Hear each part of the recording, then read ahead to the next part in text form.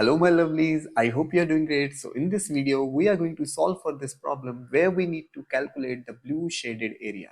So let's get started and see how we're gonna do that. We are given with this figure where a square contains a quadrant inside it and the length of the two line segment is given to us as 8 and 4 units. Now using this much information, we need to solve for the blue shaded area. So let's just name the figure first. Let's just name this point as A, B, C and D. Now if I'm going to join A and C, this is nothing but the radius of the quadrant, right? So let's just name it as R. Now as this length AC represent the radius of the quadrant, this is same as the AD, therefore AD is also going to be the radius of the quadrant, right? Now we can see that BD is 4, therefore AB is going to be R minus 4. Now in this triangle ABC, we can use the Pythagorean theorem, and using the Pythagorean theorem, we'll get this expression, and on simplification, we'll get this expression.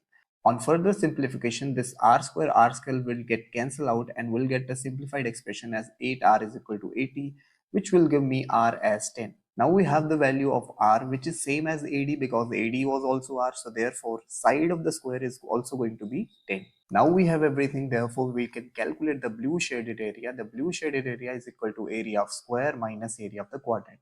Area of the square is nothing but the side square, where side is nothing but the radius of the quadrant only. So this can be written as r square minus area of the quadrant is pi r square by 4. Substituting the values of r as 10 will get this expression, which on simplification will give me 100 minus 25 pi square units as my answer for the blue shaded area. So I hope you enjoyed this video. Please give it a thumbs up and subscribe to my channel. See you in the next one.